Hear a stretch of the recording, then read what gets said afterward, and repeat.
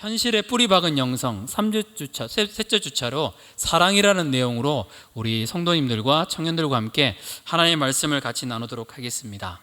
사랑, 말만 들어도 굉장히 따뜻한 이름입니다. 사랑이라는 것을 들었을 때, 또 실제로 사랑을 했을 때 흐뭇함이 느껴지고, 이 사랑은 사람에게 뿐만 아니라 동물에게까지도 좋은 영향력들이 있습니다. 예전에 다녔던 교회 담임 목사님이셨는데 김동호 목사님이라는 분이 계셨습니다. 이분은 개나 고양이를 굉장히 좋아하시는 분이었습니다. 개랑 고양이 정말 많이 좋아하시거든요. 고양이를 키우고 있는데 이제 어느 날 고양이가 사고를 쳤습니다. 고양이 키우는 분들은 고양이가 가끔 이렇게 커튼을 이렇게 찢어 놓거나 아니면 집을 엉망으로 만드는 것들을 볼 수 있습니다. 제가 성지순례를 갔는데 요르단을 갔습니다. 3박 4일 동안 선교사님 집에 있었는데 선교사님 집에 강아지가 한 마리 있는 거예요. 이름이 깨꿍이, 까꿍이가 아니라 깨꿍인데, 와, 4일 동안 너무 행복한 거예요. 너무 귀여웠어요. 진짜 너무 귀여웠거든요. 근데 아직 1살이거든요. 아직 이게 대소변이 안 돼요. 그래서 침대에도 그러기도 하고 막 그러거든요. 근데 이렇게 고양이도 마찬가지, 강아지도 이렇게 훈련의 과정이 거치기 전까지는 이러한 사고를 칩니다. 이 고양이도 마찬가지였습니다. 그런데 어느 날 어머니가 이제 차려 놓았었던, 목사님의 어머니가 차려 놓았었던 이 생선을 보고 고양이가 딱 채가지고 생선을 가지고 도망을 갔어요.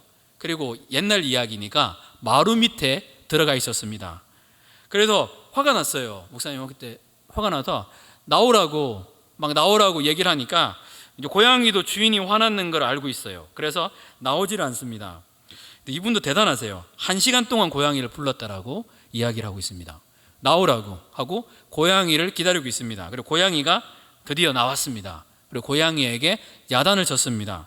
네가 도둑 고양이야? 왜 생선을 가지고 도망가는 거야? 차라리 달라고 하지. 그러면서 고양이한테 이야기를 합니다. 근데 여기서 궁금했던 게, 고양이는 이 말을 알아들었던 걸까요? 못 알아듣지 않았을까요? 근데 하여튼 혼냈습니다. 혼낸다는 것을 알고 있었어요. 그리고 근데 이제 혼내다가 고양이가 이렇게 위축되어 있는 거예요. 그러니까 너무 예뻐요. 그래서 고양이를 굉장히 따뜻하게 안아주었습니다. 앞으로 필요하면 달라고 해 하고 고양이를 안아주고 딱 품어줬습니다. 이분의 말에 따르면 고양이를 따뜻하게 안아주고 난 다음부터 고양이는 거듭남이 되었다, 변화가 되었다, 이렇게 표현하고 있습니다.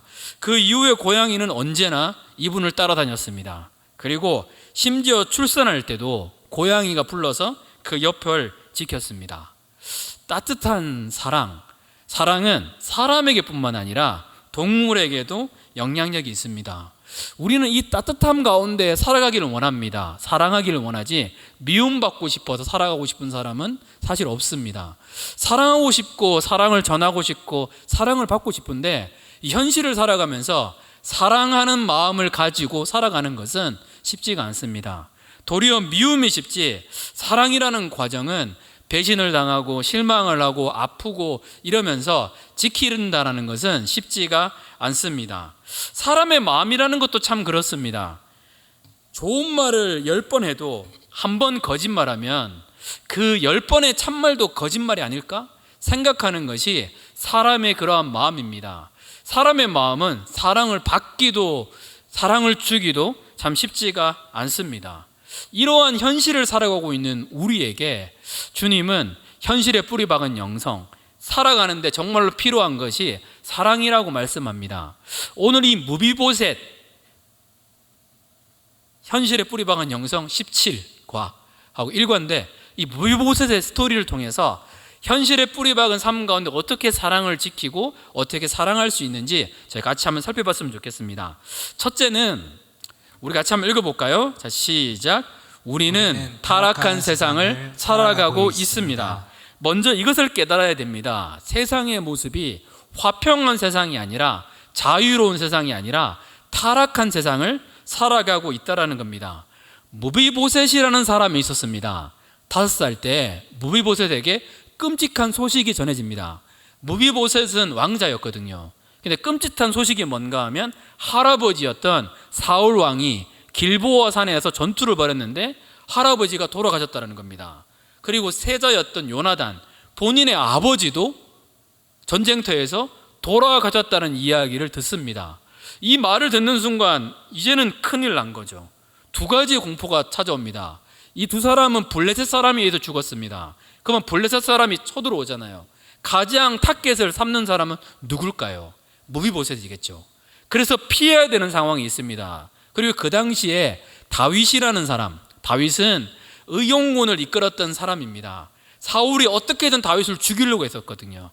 그러면 다윗의 입장에서 와서 사울을 공격하면서 자신을 왕권을 강화하기 위해서 죽이는 것은 고대의 법에 따르면 어쩌면 당연한 것이었습니다. 굉장한 큰 패닉에 빠집니다. 그럴 때에 신하들도 도망가고 유모가 이 무비보셋 5살짜리 무비보셋을 업고 달려갑니다. 그리고 발을 헛디습니다. 저희 삼국시대 때 후삼국시 때 보면 이거와 비슷한 일이 있거든요. 그러다가 눈이 찔린 분이 계십니다. 궁예신 거죠. 근데 이분은 눈이 찔린 게 아니라 다리를 다치게 됩니다.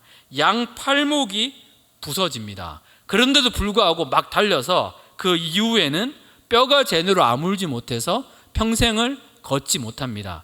절뚝절뚝 제대로 걷지 못하고 절뚝절뚝 걷는 모습이 이분의 그러한 모습입니다. 왕족 신분도 숨겼고 자기를 드러낼 수 있는 어떤 것도 없습니다. 무섭습니다. 혹시나 누가 나를 공격하지는 않을까. 신체적인 장애뿐만 아니라 무비보셋 삶 속에서는 아픔이 있습니다. 자, 무비보셋은 무슨 잘못을 했기에 이런 일이 일어났던 걸까요? 없죠. 무비보셋 잘못한 것은 봐도 있지 않습니다. 이런 세상이라는 겁니다. 험악하고 비열하고 무정한 세상, 아무 잘못도 없는데 내가 피해를 볼 수 있는 모습이 세상의 그러한 모습이라는 겁니다. 아마 유진 피터슨이라는 목사님은 여기에 이런 표현도 합니다. 무비보셋은 아마 자라면서 5살 때부터 상처가 있고 아픔이 있으니까 다윗, 자기를 생각하면서 나를 죽이려고 했었던 다윗에 대한 나쁜 이야기를 듣고 살았지 않을까라고 얘기하면서 이런 말을 합니다. 같이 한번 볼까요? 무비보셋은 5살 때부터 자신의 불행의 원인을 밖에서 찾고 남을 비난하고 세상을 향한 원한 속에 갇혀서 자신의 참된 정체성과 자신이 처한 삶의 한계, 문제를 회피하는 데 익숙했다라고 말합니다. 살아오면서 원망이 들어요. 그러니까 원망의 원인을 찾아야 되잖아요. 그러니까 원망의 원인을 다른 사람에게서 찾습니다. 그리고 피하고 싶은 거예요. 내 정체성을 드러낼 수가 없으니까 그걸 피하고 싶은 모습이 이 당시에 그러한 모습이었다는 겁니다. 참 안타까운 그러한 모습인 거죠.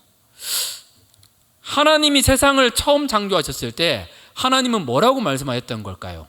보시기에 좋았더라. 하나님이 보시기에 참 좋았던 것, 토부라고 얘기하는데 그것이 세상의 그러한 모습이었습니다. 하나님은 아담과 하와를 만드셨습니다. 하와를 어떻게 만드셨다고 성경에는 기록되어 있을까요? 하나님의 형상. 하나님의 형상으로 만들었다는 말은 이런 뜻이 있습니다. 내가 너를 하나님처럼 만들었다. 그 증거가 무엇일까요? 자유의지라는 겁니다. 자유의지라는 말은 죄를 지을 수 있는 권리를 말하는 것이 아니라 선택할 수 있는 권리를 말합니다. 이 말의 반대말은 하나님은 우리를 만드셨을 때 로봇으로 만들지 않았습니다. 이 사람을 사랑할 수도 있고 저 사람을 사랑할 수도 있습니다. 자유의지를 가진 인간의 모습, 하나님처럼 사람을 만들었습니다. 혹시 여러분도 알고 있을 것 같은데 제가 신방 때도 가끔 얘기하는데 제가 어렸을 때 연인한테 잘 이렇게 선물했었던 인형이 있습니다. 이 인형은 이렇게 누르면 달링 I love you라고 말합니다. 여러분도 아시죠? 근데 이 달링 I love you라는 말을 한다 그래가지고 그 말을 들었다 해가지고 그 말을 듣고 감동받는 사람은 사실 없을 것 같아요. 왜 그랬던 걸까요? 이거는 프로그램 돼 있는 거거든요. 그렇게 말할 수밖에 없게 그렇게 만들었습니다. 그런데 하나님은 우리 인간을 만들 때에 그렇게 만들지 않았습니다. 인간을 자유롭게 만들었습니다. 선택할 수 있게, 이것도 선택할 수 있고 저것도 선택할 수 있게 굉장히 자유롭게 만들었던 것이 인간의 모습입니다. 그런데 우리가 알다시피 인간은, 아담과 하와는 하나님이 주시는 자유의지를 가지고 뭘 했던 걸까요? 저희가 알다시피 선악과를 따먹었습니다. 선악과를 따먹었다는 것은 우리가 말씀을 많이 들었던 것지만 이런 뜻이 있습니다. 나는 하나님 필요 없어요. 내 마음대로 살겠습니다. 내가 주인 되어서 내 인생을 살겠습니다라는 뜻이 있습니다. 그런 마음을 가지고 나아갔습니다. 그런데 이거는요, 이런 뜻도 있어요. 하나님이 우리에게 자유의지를 주셨잖아요. 그런데 내 이 자유의지를 선악과를 따먹으로 누구한테 준 것이 되는가 하면 사단에게 준 것이 됩니다. 내가 주인 되어서 살아가는 것 같았는데 알고 보니까 하나님이 아니라 사탄의 주인 되어 살았구나, 이렇게 말하는 사람들이 상당히 많이 있습니다. 그래서 요한일서 5장 19절 말씀은 우리에게 이렇게 말합니다. 같이 한번 읽어볼까요? 자, 시작. 또 아는 것은 우리는 하나님께 속하고 온 세상은 악한 자 안에 처한 것이며. 네, 이렇게 말합니다. 온 세상은 악한 자 안에 처했다. 아담과 하와가 죄를 지었습니다. 죄를 짓고 난 다음 이 죄라는 것은요, 죄 잠깐 짓고 돌이키겠다 이렇게 되지가 않습니다. 죄라는 것은 관성이 있습니다. 탄성이 있어서 점점 더 깊은 죄 가운데 나가게 됩니다. 아담과 하와 이후에 기억나는 두 사람이 생각나지 않나요? 가인과 아벨입니다. 가인과 아벨이 돼버리니까 죄는 더 커졌습니다. 가인은 아벨이 마음에 들지 않습니다. 어떻게 할까요? 죽입니다. 아벨은 무슨 죄가 있는 걸까요? 세상의 구조가 이렇다라는 겁니다. 타락한 세상은 죄가 없는 사람이 피해를 봅니다. 가인이 아벨을 죽입니다. 그럴 때에 하나님이 이렇게 말씀하십니다. 창세기 4장 11절부터 12절 말씀입니다. 같이 읽겠습니다. 자, 시작. 땅이 그 입을 벌려 내 손에서부터 내 아우의 피를 받았은즉 내가 땅에서 저주를 받으리니 내가 밭을 갈아도 땅이 다시는 그 효력을 내게 주지 아니할 것이요 너는 땅에서 피하며 유리하는 자가 되리라. 아멘. 잘못을 하면 이 땅에서도 벌을 받습니다. 마찬가지로 하나님은 가인에게 대해서 심판을 합니다. 심판이 없으면 성숙할 수가 없습니다. 그리고 당연히 죄를 짓고 심판이 없는 상태에서 하나님의 법은 넘어갈 수는 없습니다. 그래서 인류가 어떤 벌을 받는가 하면 이렇습니다. 밭을 갈아도 땅이 다시는 그 효력을 내게 주지 않는다. 수고하고 노력하면 그 많은 대가를 얻어야 되는데 수고하고 노력해도 충분한 대가를 얻지 못하는 그러한 세상이 된다는 겁니다.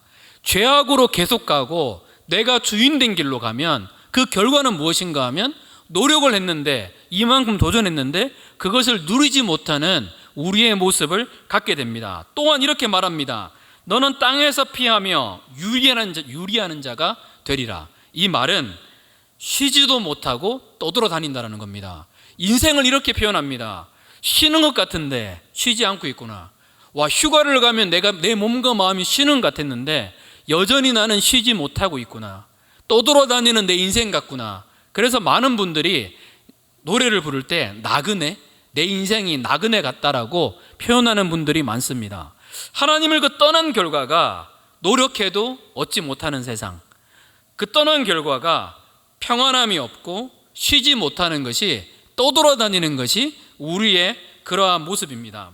이렇게 이야기했다 그러면 가인이 어떻게 해야 될까요? 하나님, 내가 죄 없는 사람을 죽인 것을 용서해 주세요. 이렇게 회개하고 나가야 되는데 죄악에 빠진 가인의 관심은 거기 없어요.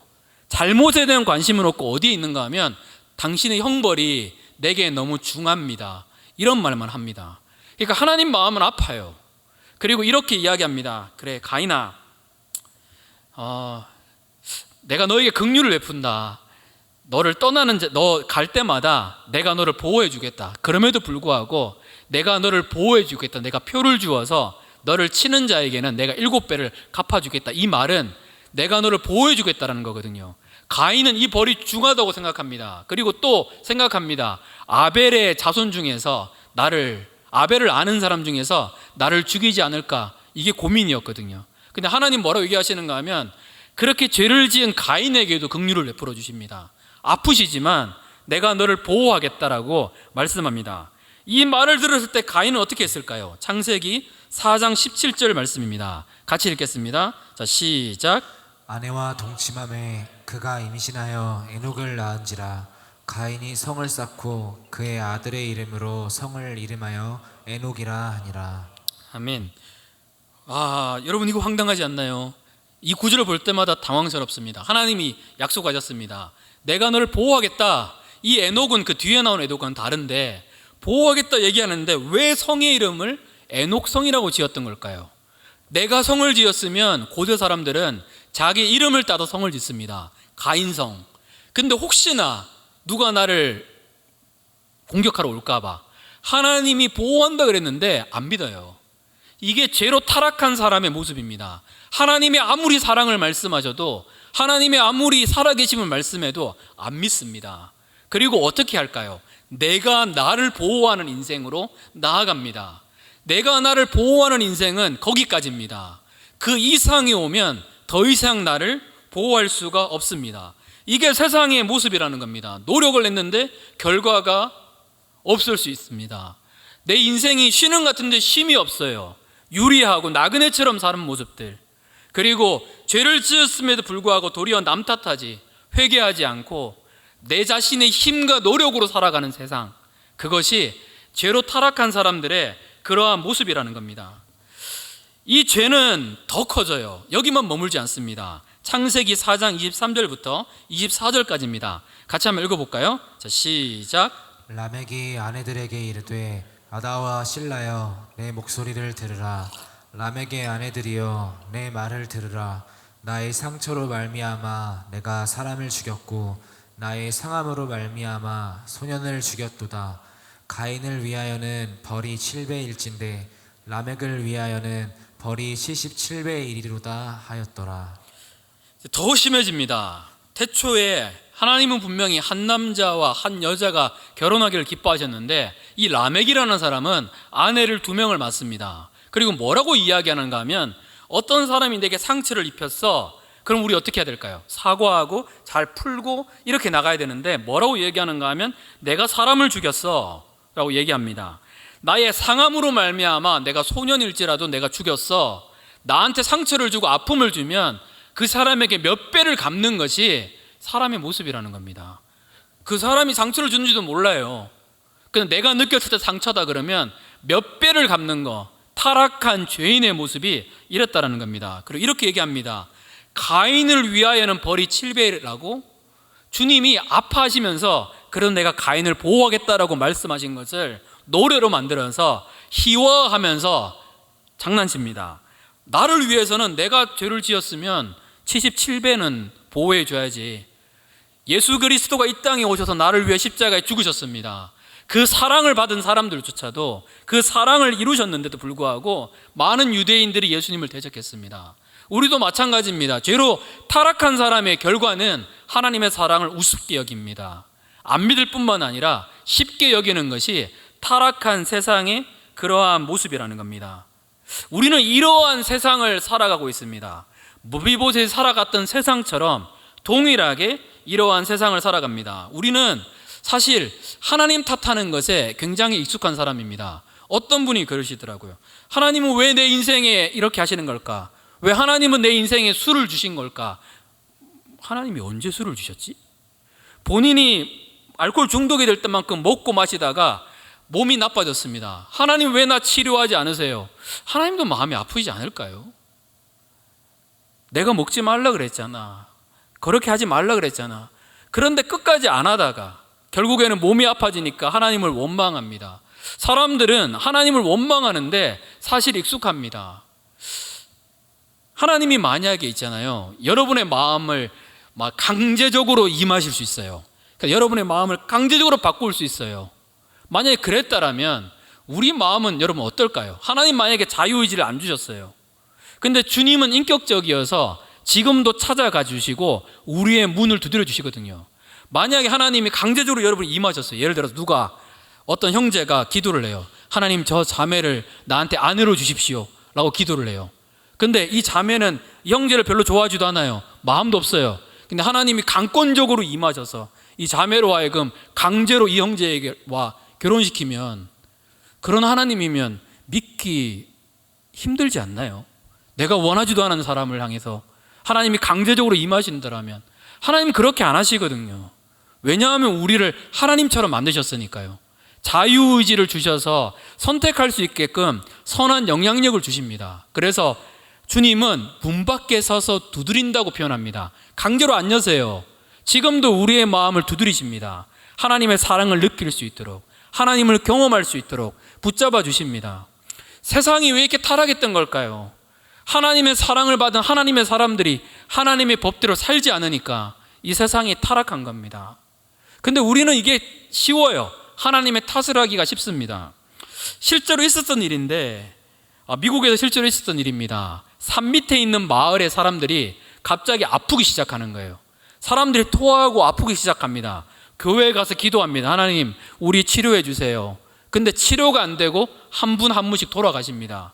하나님 어디 계세요? 우리가 뭘 잘못했어요? 하고 하다가 어떤 한 청년이 기도하다가 마음이 좀 이상해서 산 꼭대기로 올라갑니다. 올라가니까 꼭대기에 공장이 하나 세워져 있는 거예요. 그 공장에서 오염물을 배출을 하고 있습니다. 그 물을 먹은 사람들은 다 어떻게 될까요? 아플 수밖에 없어요. 어쩌면 상식선에 있는 것들, 지구에 우리 세상을 살아가는 법칙 속에 있는 것들이 상당히 많이 있습니다. 근데 우리는 보통 하나님의 탓을 하기가 굉장히 쉽습니다. 그렇지 않다라는 거예요. 우리가 먼저 현실을 살아가면서 기억해야 될 것은 우리는 이러한 타락한 세상 가운데 살아간다라는 겁니다. 이 세상을 인지하다 보면 어떻게 살아가야 될지가 느껴집니다. 오늘 본문에 나오는 무비보셋이 그랬습니다. 피해의식, 증오, 아픔. 그런데 이 이야기는 여기서 끝나지 않습니다. 우리 그래서 두 번째 한번 살펴봤으면 좋겠습니다. 두 번째는 이겁니다. 같이 한번 읽어보겠습니다. 자, 시작. 여기에 따뜻한 사랑이 있습니다. 자, 옆에 있는 분한테 한번 얘기해 볼까요? 여기에 따뜻한 사랑이 있습니다. 따뜻한 사랑이 있나요? 네. 네, 감사합니다. 무비보셋의 이야기는 그 시간이 지나고 난 다음에 등장합니다. 오늘 우리가 본문에 읽었었던 그 장면인데요. 무슨 내용일까요? 이제 무비보셋은 성인이 되었습니다. 하지만 여전히 다리는 절고 마음은 아픈 피해의식에 있었던 한 청년의 모습입니다. 과거의 상처가 잘 안 가거든요. 그런데 갑자기 이야기를 듣습니다. 낯선 사람들이 찾아와서 다윗 왕이 너를 찾는다라는 이야기를 듣습니다. 여러분이 만약에 무비보셋이라면 다 망한 왕가의 아들, 새로운 왕이 나를 찾는다 그러면 어떤 마음이 들까요? 도망가고 싶지 않나요? 무서움이 물려들지 않나요? 일반적으로 새로운 왕이 되면 전 왕조의 사람들을 거의 전멸을 시킵니다. 그러면 무섭잖아요. 두려움이 드는 것이 어쩌면 당연할 수 있습니다. 혼자 망상할 수 있습니다. 나 죽을 것 같아. 나 망할 것 같아. 내 과거에도 그랬는데 지금도 나 그럴 것 같아 라고 생각할 수가 있습니다. 그 노본 나이트라는 분이 이런 이야기를 합니다. 우리는 과거에 일어난 일을 토대로 미래를 예측한다. 과거에 경험한 긍정적인 기억은 다시 반복되지 않을 것이라고 생각하는 한편 부정적인 기억은 또 다시 반복될 것이라고 생각한다. 많은 경우 우리는 미래에 대해 우리가 바라는 모습으로 이미지를 생성하지 않고 우리가 기억하는 과거에 의존하여 미래를 예측한다 라고 말합니다. 과거에 일어난 일을 토대로 미래를 예측합니다. 참 안타까운 거죠. 과거의 경험만 긍정적인 기억은 근데 반복되라고 생각하지 않아요. 부정적인 기억은 반복될 거라고 생각합니다. 과거에 의존해서 살아가는 것이 인간의 모습입니다. 무비보셋도 마찬가지예요. 내가 그동안 상처받았고 힘들었으니까 다윗 왕을 만났을 때 생각했던 거겠죠. 이제 나한테 기다리고 있는 것은 죽음밖에 없구나. 얼마나 무서웠을까요? 이렇게 얘기합니다. 나는 죽은 개와 같다. 이렇게 표현을 합니다. 나는 사람이 아니다.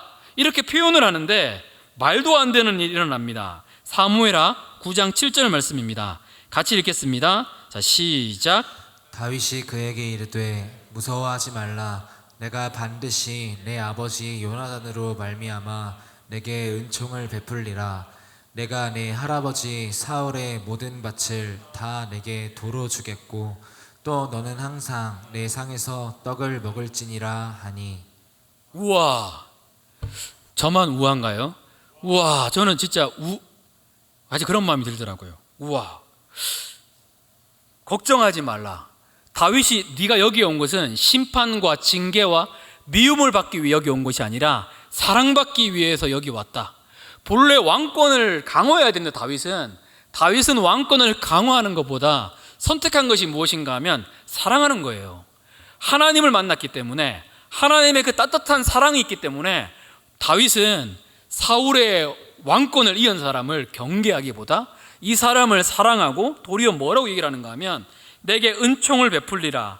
사울의 모든 밭, 사울의 그 소유를 내가 너에게 주겠고 너는 내 상에서 떡을 먹을지니라. 이 말은 내가 너를 왕자와 동일하게 대해준다라는 이야기입니다. 따뜻함이 이 가운데 흐르고 있습니다. 이 말씀은 이 무비보셋에 있었던 그 상처의 벽을 내려놓게 만들었습니다.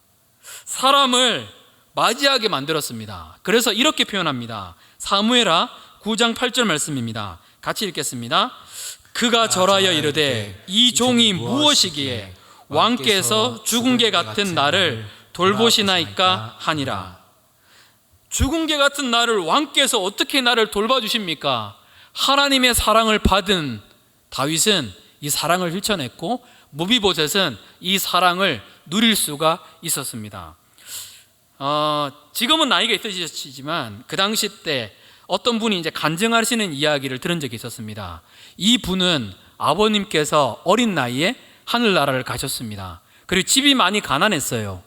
그리고 학교에서 급식을 먹는데 급식비를 못 내니까 항상 몸이 위축되고 많이 힘들었다라고 이야기를 하시는 거예요.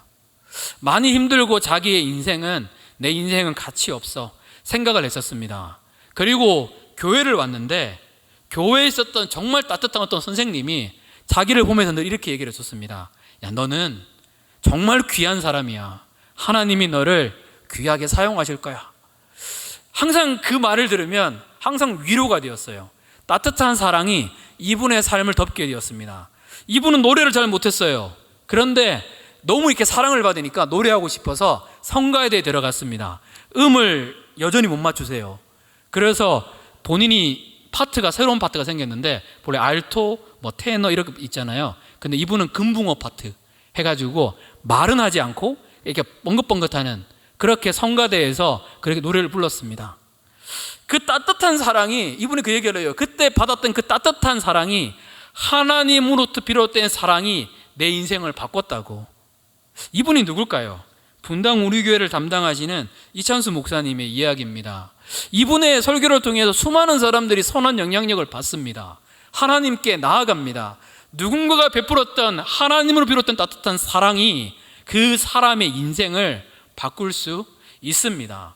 다윗이 경험했었던 하나님의 사랑은 상처 많고 아팠던 무비보셋의 삶을 완전히 새롭게 했습니다. 우리는 어쩌면 무비보셋처럼 하나님 앞에 설 수 있습니다. 무비보셋이 그동안 살아왔던 삶에 비추어서 하나님을 생각할 수 있습니다. 하나님은 무서운 분이야. 하나님은 나한테 관심 없는 분이야. 하나님은 어디 있는지 모르겠어. 이렇게 생각할 수가 있습니다. 하지만 하나님은 그렇지 않습니다.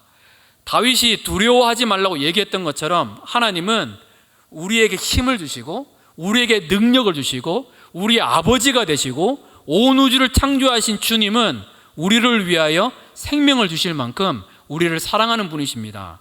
여러분이 알다시피 저는 작년에 담낭 수술을 했습니다. 그래서 쓸개가 없어요.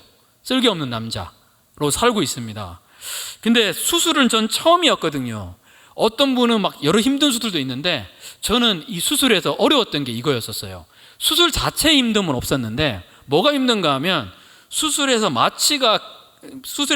끝나고 깼는데 잠을 못 자게 하는 거예요. 이게 그 잠을 못 자게 하는 이유가 폐가 찬다고. 그래서 호흡 때문에 계속 호흡을 하라고 얘기를 하거든요. 잠 안 된대요. 그래서 근데 마취를 했으니까 잠이 오잖아요. 자면 깨워요. 이게 너무 힘든 거예요. 그리고 옆에는 6인실이었거든요. 수술을 받아서 아프셨는지 소리 지르시는 분들이 상당히 많이 있으셨어요. 그래서 잘라 그러면 소리를 질러요. 잘라 그러면 깨요. 이게 너무 어려운 거예요. 그리고 그 둘째 날이 되니까 통증이 다가오더라고요. 셋째 날부터는 괜찮았는데 그 둘째 날 통증은 개인적으로 많이 힘들었어요. 못 일어나겠더라고요. 그 마약류 진통제 가지고 이렇게 똥 누르면 약간 괜찮아. 수술하신 분은 아시죠? 약간 괜찮은데 지나고 나면 그때는 아프더라고요.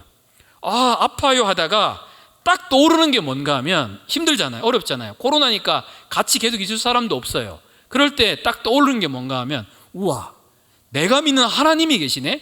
라고 딱 생각이 되니까 아픈 거 딱 부여잡고 하나님께 이런 기도를 했었습니다. 하나님, 나 진짜 지금 많이 아파요. 하나님 정말 힘들어요. 마음도 편안하지가 않고 두려워요. 아버지 도와주세요. 라고 한 5분 정도 하나님께 나가서 마음을 솔직히 하고 기도를 했습니다. 기도를 했는데 알 수 없는 평강이 마음속에 머물기 시작하는 거예요. 그리고 이 힘을 뭐라고 말할 수 없는데 힘이 생기는 거예요. 와, 내가 하나님을 믿는 게 정말로 큰 힘이구나. 큰 도움이시구나. 이런 마음이 들어서 주님을 찬양했거든요. 그리고 그 다음부터는 괜찮더라. 그래서 제일 빨리 계속 운동하고 막 그래서 빨리 쾌유할 수가 있었습니다. 우리에게는 따뜻한 하나님이 계십니다. 이 따뜻한 하나님의 사랑을 받으면 이 험난한 세상 가운데서도 일어날 수 있는 힘을 가집니다. 무비보셋이 다윗을 통해 하나님의 사랑을 느낀 것처럼 우리도 동일하게 하나님의 사랑을 경험할 수가 있습니다. 마지막 세 번째가 이겁니다. 같이 한번 읽어볼까요? 자, 시작. 하나님의 사랑은 우리의 삶을 새롭게 하여 주십니다. 네, 아멘. 자, 이제 무비보셋의 마음에 따뜻함이 찾아왔습니다. 그 이후의 무비보셋 삶에 대해서 성경에서는 언급을 하지 않는데 좀 지나서 이 내용이 나옵니다. 무슨 내용일까요? 다윗의 아들 압살롬이 반란을 일으킵니다. 다윗은 사랑하는 아들에게 반란을 당해서 반역을 당해서 피해서 도망가야 되는 상황이 되었습니다. 그리고 얼마나 힘들었을까요? 얼마나 아팠을까요? 충성스러운 신하만 데리고 도망을 가셨습니다. 이 이야기를 듣고 무비보셋이 다윗에게 필요한 양식과 그다음에 물 이런 걸 가지고 이제 도우러 갑니다. 그런데 본인의 종이었던 시바가 이 무비보셋을 밀치고 이 양식과 물을 가지고 다윗왕에게 갑니다. 무비보셋은 다리를 저니까 따라갈 수가 없습니다. 그리고 가가지고 다윗에게 거짓말을 합니다. 어떤 거짓말일까요? 다윗이 물어봅니다. 시바야, 무비보셋은 어디 갔냐 물어보니까 무비보셋이 요새 기쁨이 넘친다고, 다윗왕이 쫓겨났으니까 본인이 왕이 될 거라고 생각하고 있다고 이렇게 이야기를 합니다. 거짓말을 하는데 사람은 참 안타까운 게 거짓말을 더 잘 믿어요. 그리고 다윗도 이렇게 얘기합니다. 그래? 그러면 무비보셋의 재산은 다 시바 너의 것이 될 것이다 라고 이야기합니다.